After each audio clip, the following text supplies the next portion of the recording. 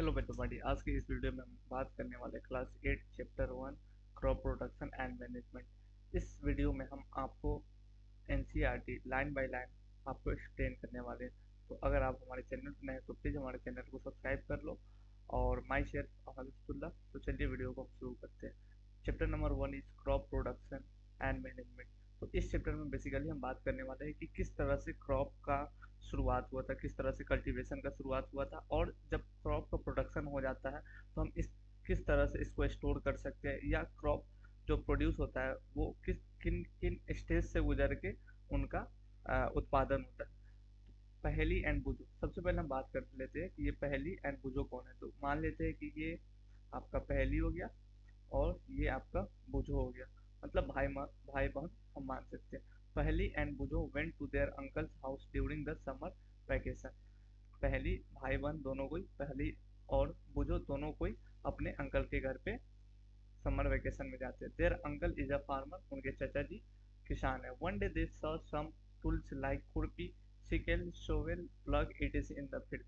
उन्होंने वहाँ पे कुछ खेत में देखा कि वहाँ पे कुछ खुरपी रखे हुए हैं, कुदाल रखे हुए, ये सारी चीजें खेत में रखे हुए हैं।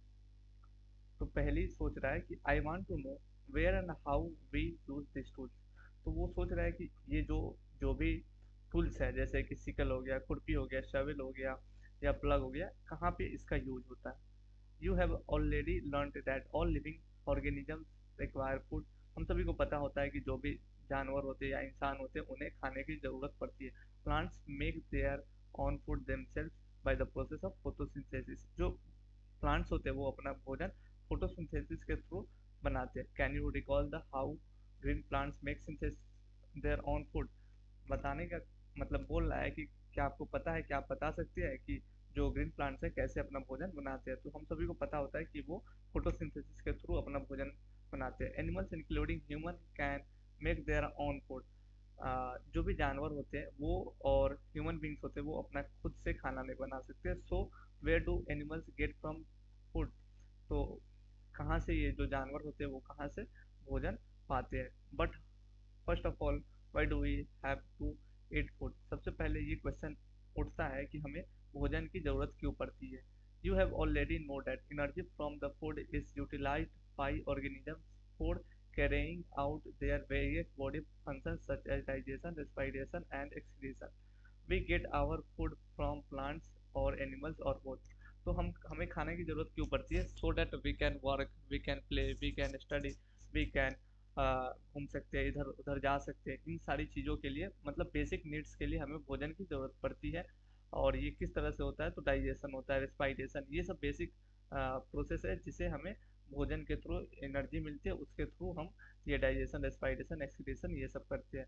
और जो भी हम भोजन प्राप्त करते हैं या तो वो एनिमल से करते हैं या तो प्लांट से करते हैं, या हो सकता है कि दोनों से करें।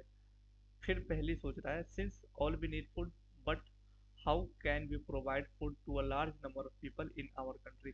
जैसे कि इंडिया का पॉपुलेशन बहुत ज़्यादा है, तो अब ये सोच रहा है, पहले सोच रहा है कि ये कैसे पॉसिबल है कि इतने लोगों को खाना एक साथ में पहुंचाया जा सके। तो बुझो बोल रहा है food has to be produce on a large scale. तो बुझो बोल रही है कि जो हम भोजन है या क्रॉप है हमें उसे लार्ज स्केल पे प्रोडक्शन करना पड़ेगा। In order to provide food for a large population, regular production, proper management and distribution is necessary. तो लार्ज स्केल पे अगर हमें उत्पादन करना है तो उसका सही ढंग से प्रोडक्शन करना पड़ेगा, उसको प्रॉपर मैनेज करके उसे स्टोर करना पड़ेगा, और डिस्ट्रीब्यूशन जहाँ जहाँ पे पहुँचाना है ये भी करना ज़रूरी होता है। एग्रीकल्चरल प्रैक्टिसेस, अब बोल रहा है कि कैसे कैसे एग्रीकल्चर की शुरुआत हुई, कैसे कैसे इसको हम एग्रीकल्चर प्रैक्टिस करते हैं। Till 10,000 BCE people were nomadic. 10,000 साल पहले की अगर बात करें तो लोग मकर थे, मतलब कि जंगल में रहते थे, एक जगह से दूसरे जगह घूम घूम करके अपना खाना इकट्ठा करते थे। They were wandering in groups from one place to place in search of food and shelter. जो भी लोग थे वो एक जगह से दूसरे जगह अपने भोजन और रहन सहन के तलाश में घूमते फिरते रहते थे। They ate raw fruits and vegetables and started hunting animals for food. वो क्या करते थे कि सबसे पहले तो क्रॉप से पहले उन्होंने कच्चे फल सब्जी खाना शुरू किया और उसके बाद जानवरों को भी मारना शुरू किया। Later they could cultivate land and produce rice, wheat and other food crop. धीरे धीरे उन्हें खेती के बारे में समझ आया, तो उन्होंने चावल, दाल, गेहूं ये सब प्रोडक्शन का शुरुआत किया। दस वाज बोर्न एग्रीकल्चर। तो इस तरह से एग्रीकल्चर की मतलब की पैदाइश हुई। When plants of the same kind are cultivated at one place on a large scale, it is called a crop.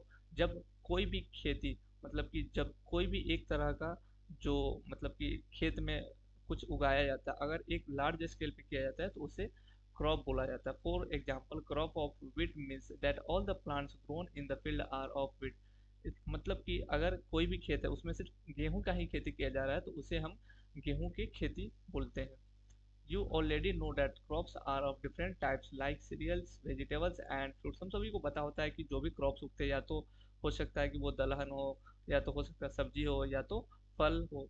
यही यही चीजें हो सकती है। This can be classified on the basis off season in which they grow. तो इस तरह से हम जो भी क्रॉप्स होते हैं उसे दो भाग में डिवाइड कर सकते हैं। India is a vast country. The climatic conditions like temperature, humidity, and rainfall vary from one region to another. Accordingly, there is a rich variety of crops grown in different parts of country. Despite this diversity of two broad cropping patterns can be identified। तो जैसा कि हम सभी को पता है कि हमारा देश बहुत ही बड़ा है, तो हो सकता है कि कहीं पे टेम्परेचर ज़्यादा हो, कहीं पे कम हो, किसी स्टेट में कम ज़्यादा बारिश होती हो, किसी स्टेट में कम बारिश होती है। तो उस हिसाब से जहाँ जहाँ स्टेट में ज़्यादा बारिश होती है तो वहाँ पे ज़्यादा धान की खेती होगी, जहाँ पे कम बारिश होती है वहाँ पे गेहूँ की ज़्यादा खेती होगी। तो इस तरह से अलग अलग जगह पे अलग अलग चीज़ों की खेती किया जाता है। इस तरह से हम जो भी क्रॉप्स होते हैं दो भाग में उसे डिवाइड कर सकते हैं। फर्स्ट होता है खरीफ क्रॉप्स। खरीफ क्रॉप्स क्या होता है, वो जून टू सितंबर में उसका मतलब कि कल्टीवेशन होता है, और ये मेनली रेनी सीजन में उगाया जाता है। The crops which are sown in the rainy season are called kharif crops. The rainy season in India is generally from June to September. Paddy, इसका एग्जांपल क्या क्या है, पैडी, धान, मेज, मक्का, सोयाबीन, ग्राउंडनट, बादाम and cotton are kharif crops. Rabi crops ये mainly winter season में उपजाया जाता है, अक्टूबर टू मार्च के बीच में। Are called rabi crops. Examples क्या क्या है, गेहूं है, जो चना होता है, मटर होता है, मस्टर्ड मतलब कि मस्टर्ड, उसके बाद linseed. Besides this pulses and vegetables are grown during summer at many places. इसके अलावा भी कई जगहों पे समर में भी वेजिटेबल्स और दाल उगाए जाते हैं। 1.2 basic practices of crop production. तो इस टॉपिक में हम बात करने वाले कि किस किस चीज के थ्रू जो क्रॉप होता है वो प्रोड्यूस होता है।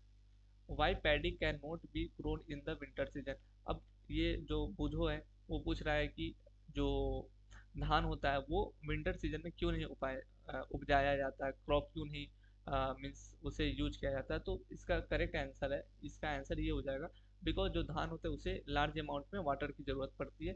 That's why they are grown in rainy season. Paddy requires a lot of water, therefore it is grown in the only rainy season. Cultivation of crop involves several activities undertaken